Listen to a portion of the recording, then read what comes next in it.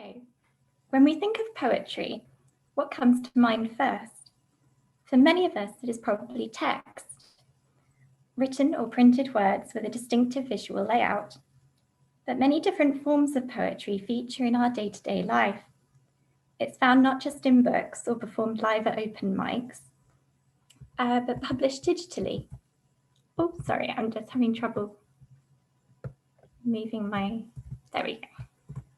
That's good. But published digitally on Instagram and Twitter, displayed on the London Underground, used as an advertising tool by banks or big brand supermarkets.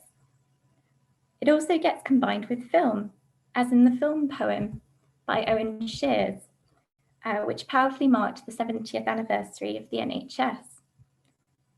All this attests to the varied presence and continuing relevance of the medium of poetry, but it also reminds us that a poem's existence as a medium of communication is far from straightforward. The brief survey here of the many often intermingled forms in which we might encounter poetry signals its significant medial complexity, something that can be experienced visually or orally, materially or non-materially, including on a digital screen. To quote Julian Novak, poetry specifies no medial predilection. This medial complexity of poetry is by no means new, but can be found, for example, in ancient Greek literary tradition, and perhaps to an even greater extent in Roman culture, which will be my focus today.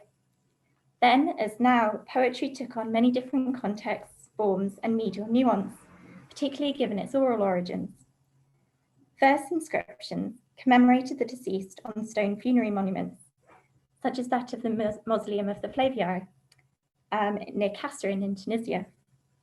And ordinary people also freely graffitied their own poetic compositions, like this striking example from a house in Pompeii, where the poet has not only adapted lines from two works by Ovid to create a poem describing Sepumius and his skills at some sort of snake game, but has also arranged the verses to form the shape of a snake, with some good S sounds at the beginning as well. The poetic intertwining of the visual and verbal is also evident from the work of the 4th century poet Optatian. This is one of his grid-like poems, honouring the Emperor Constantine as protector of the state, with additional verses interwoven to form potentially the abstract image of a shield. In light of this cultural contextualization, can poetry ever really be just text? What might these different medial existences, broadly hinted at so far, and the resulting complication of this medium and its nature, mean for our understanding and experience of poetry and its textuality? In an attempt to address these questions, I want to consider the mediality of poetry, the complexities of this medium as conceptualized and represented by its author, and use some examples from Latin poetry to bring this into particular focus, since the specific character of this language supplies its own unique medial qualities, which you can also come back to in the discussion if you would like. What I will discuss today is not particularly unfamiliar, but it is rarely, if at all, the focus of a discussion. A creative dimension, perhaps not always foregrounded, but constantly available to the poet, no less integral to poetic expression than genre, form, or content. Before considering a couple of examples from two well-known poets of the Roman era, Horace and Ovid, it may be useful to introduce some media theory. The word medium can be applied very broadly, sometimes referring to a material form, sometimes to a means of communication. So in order to understand a complex medium such as poetry, it makes sense to break it down into different medial levels. This is what one media theorist, Lars Elstrom, has recommended, and there's a helpful short summary of his approach in a recent volume on intermediality in Roman literature, which I've quoted here and will give it in the bibliography at the end. So first we have basic media, written words, sounds, or images, and metrical structure could also be included here. Then we have technical media, what Elstrom rather grandly calls the material technological projection surface, a papyrus page or the stone of the monument, for example, that displays basic or qualified media, the latter of which is our last level, the art form by which the basic media might be expressed, so film, sculpture, music, or poetry. For other theorists like Jürgen Brunn, this negates any notion of something being monomedial, allowing us to recognize the merging of media occurring within a single medium. Taken together, these ideas can help us to think about poetry in a different way and begin to untangle its structural and conceptual medial complexity, placing it under a medial microscope almost. In the time remaining, and with these medial levels in mind, I'll now present to you illustrative examples from Roman poetry, from the late 1st century BCE and early 1st century CE, one from the poet Horace and his work known as the Odes, or in Latin Carmina, poems or songs, and one taken from the final works of another poet from the Augustan period, Ovid, who found himself exiled by the emperor in 8 or 9 CE. In analysing these examples in terms of their mediality, we can gain a sense of the precise conceptualization of poetry being offered by these authors and why this might be, considering their personal and historical moments and respective poetic agendas. So first, let us consider Horace's Odes, a work blending traditional and innovative elements in its ambitious project to be the first collection of Roman poetry to systematically deploy Greek lyric meters in Latin. On the surface, these poems present themselves as songs or hymns, so that their title, Carmina, their genre, i.e. lyric, and permeating themes of song and sound all appear to corroborate a straightforward medial identity. The odes even end in song, and this is passage 1 here. With canimus, we will sing in emphatic position as the closing word of the collection. But if we look more closely, the medial character of this poetry becomes a great deal more complex. In the 4th and final book of the Odes, although only here, Horace refers to his work as text, and this is passages 2a and b. Speaking of the material page and silence of the written word, in marked contrast to this poetry's constant identification with song. And perhaps most famously, earlier in Odes 3:30, passage 3, Horace declares that he has created a poetic monument more lasting than bronze, placing his poetry squarely within the context of a monument, architecture, and inscription, with bronze potentially evoking the contemporary emergence of a particular epigraphic form, literae aurei, or golden letters. These were inscriptions formed from gilded letters affixed to monuments, which glittered with gold and became increasingly prevalent at this time, visually instantiating the new golden age under Augustus. The Odes 4:2 is particularly illustrative of this medial ambivalence and complexity. The impression in Odes 3:30 of a poem constituting some form of architectural structure with a monumental facade is again hinted at here. The initial letters, capitalized in bold on the handout, appear to be starting to spell out Pindar as an acrostic, a textual feature shared by both literary and epigraphic forms of text, and first noticed here by John Henderson. Pindar is one of the great Greek lyric poets that Horace aspires to be counted among, whose poetry held its own monumental pretensions, as James Porter puts it. But this is actually an abandoned or incomplete acrostic. We expect a D to come next, but instead are met with another N in line 4. This effect is significant. It reveals Horace to be harnessing both the physical and visual aspects of his poetry, centered on its words and metrical structure, especially in terms of how the reader's eye moves across the text. The final line of the first stanza is shorter, just 2 words, nomina ponto, and indented, interrupting the downwards trajectory of P-I-N. Just as the acrostic shifts away from its expected progression, for perhaps a microsecond, the eye meets with an empty space on the page and is made to shift along the line horizontally. What is normally an understated feature of reading here enacts the reader's unfulfilled expectation and deliberately feeds into this inscriptional effect, medially expressing the poem's message of the dangers of attempting and failing to imitate Pindar. In fact, it could also be suggestive of Horace actually emulating his poetic predecessor. He imitates his style in this poem, whilst at the same time departing from his eminent literary model by creatively and innovatively surpassing him. Later in the same poem, Horace also compares himself to a bee, ego apis, who works to fashion painstaking or worked songs, operosa carmina fingo, and immediately casts his poetry as a crafted structure that has required immense work and effort.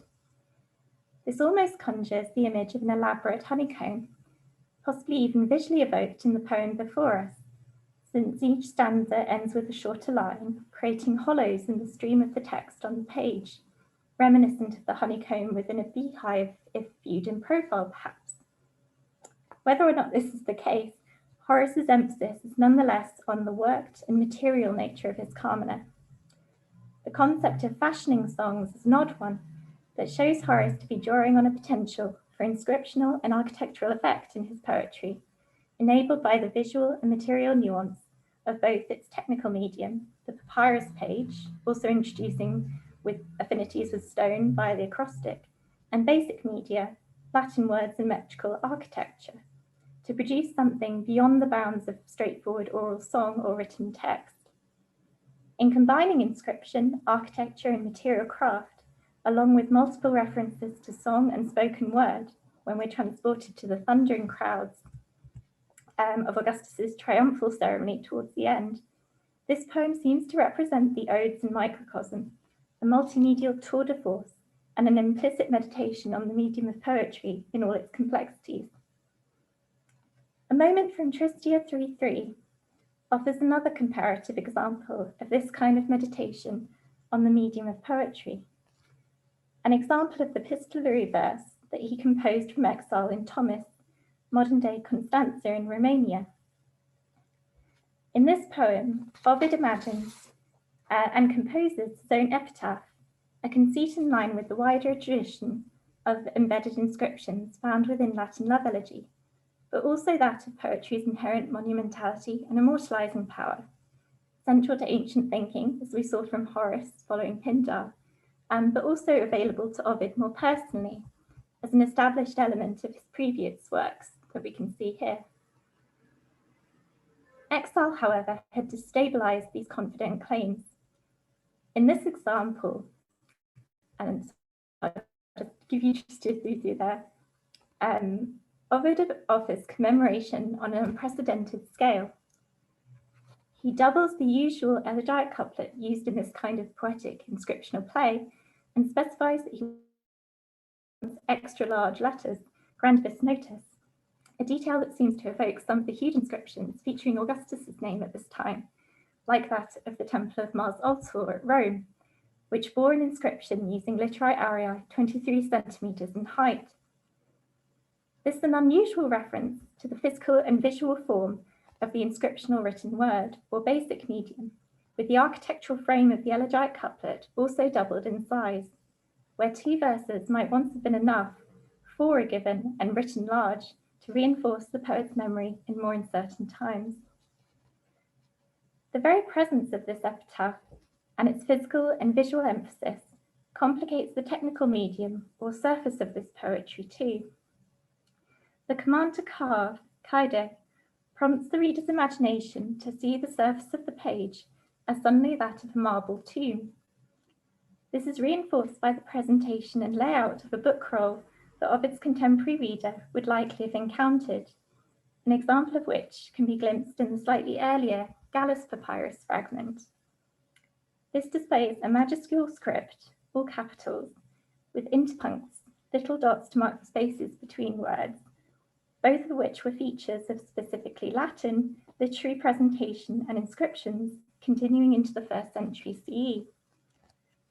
Aware of such visual presentation, Ovid could directly activate a stony effect with this epitaph, something still evoked in the chosen presentation of modern printed editions, like this Love version of the text, featuring its own interpuncts and capital letters.